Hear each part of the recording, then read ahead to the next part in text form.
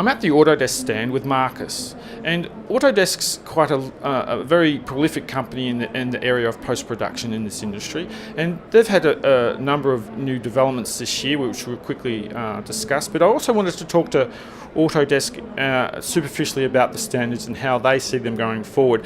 But in talking with Markas, one of the interesting things I actually discovered about their product is how they approach, for example, their GPU implementation, and how it's more optimized for the real-time creative aspect of actually, being producing or coloring or compositing production. We'll just speak about that for a minute. Your implementation with your GPUs is very much focused on real-time feedback, very much focused on having clients behind me, pushing me, and making them happy, which is it's an interesting aspect, and I wanted to put that forward because that's something that it's a significant differentiation between you and your competitors, and you put a lot of effort into that. What's motivated towards that part of the market? Well, it's definitely the challenge that our customers face, especially those working in high-end commercial workflows, is the amount of time that they have to get their jobs completed.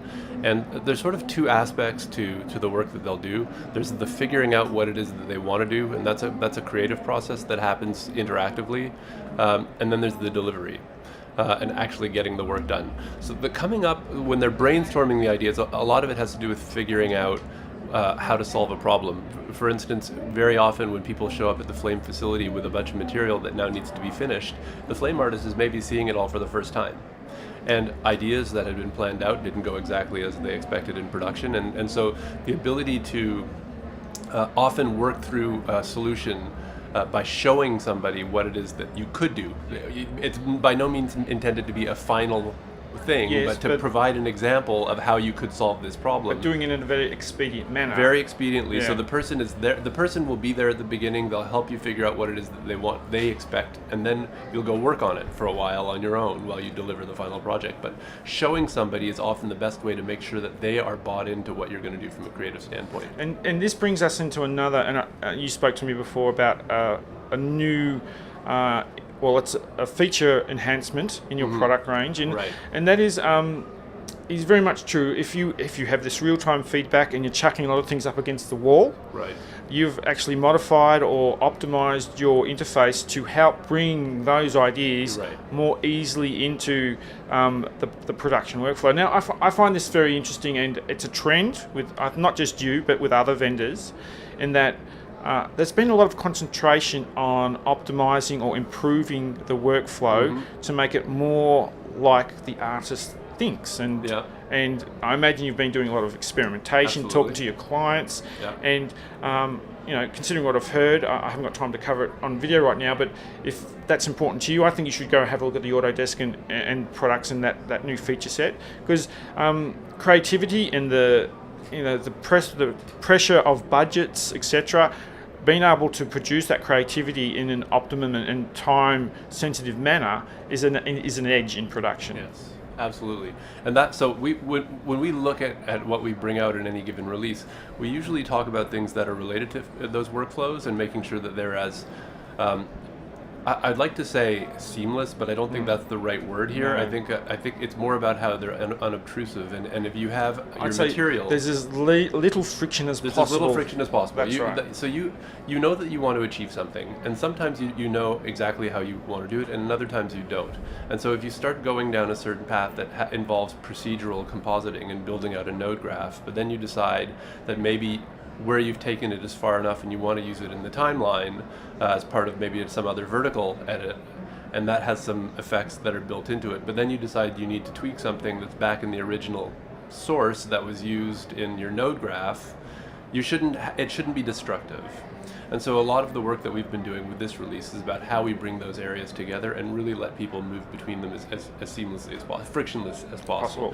But the performance, I mean, certainly it matters very much, and ultimately getting it out as fast as possible is something that everybody's going to work on, but they don't want to have to distract themselves from what they're doing as they work to worry about the rendering process, because it is very much an important part of what's going on in 3D compositing. And before we talk on the standards, I want to touch another aspect or trend I've noticed in the industry this year is that for example, looking at the website earlier on in the year at your new product, which is based on the Z8040. Yeah.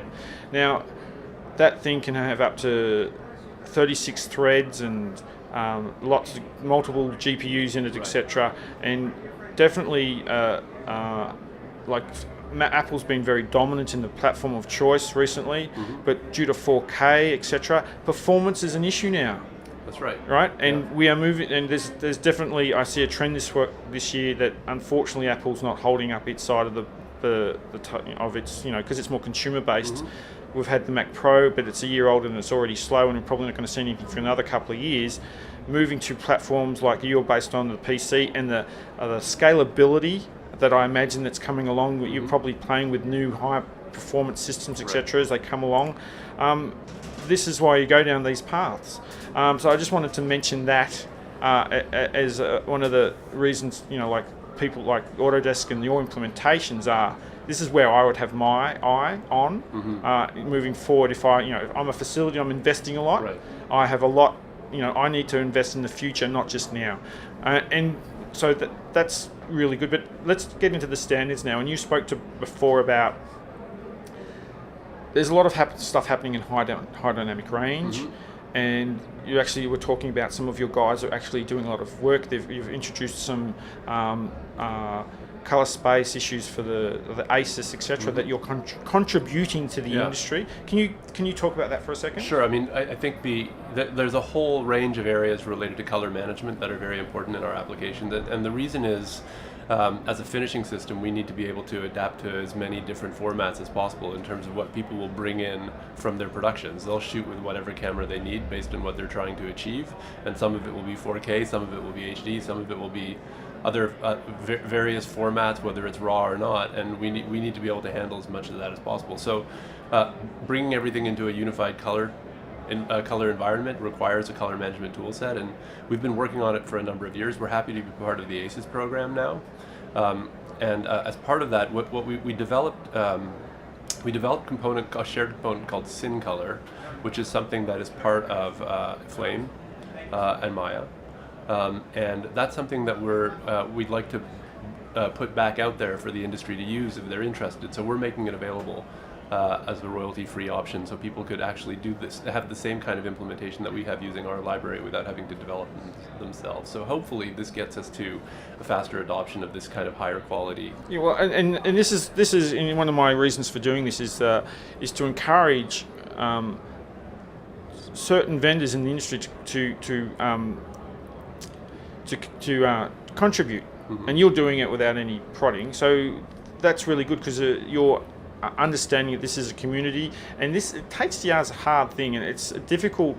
I monitor the standards body, and it's a difficult thing to approach and bring it to the market, and it's only through you've got a lot of experience and knowledge, and you're bringing that with your contribution will bring some of that into the market. So I really that's really good for Autodesk to do, yes.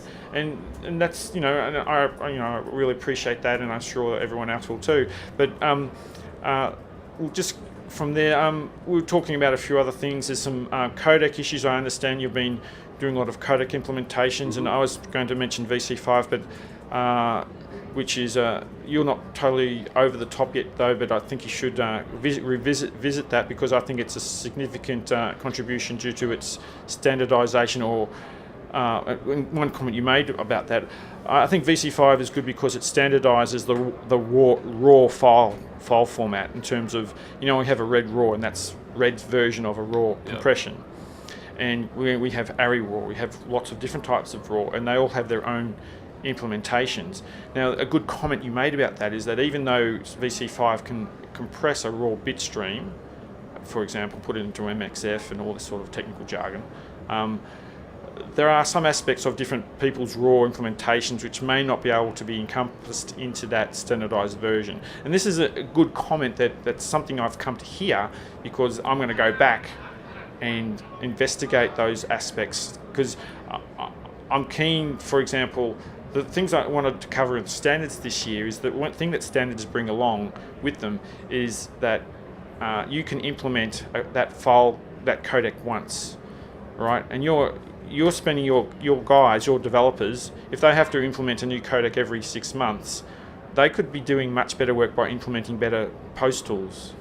And this is why one of the reasons I'm bullish about standardizing some of these things that we're all using, but not with using all different flavors going forward. So that's great feedback from Autodesk, and this is what I came here to hear. But you want to have any last comments before we move on?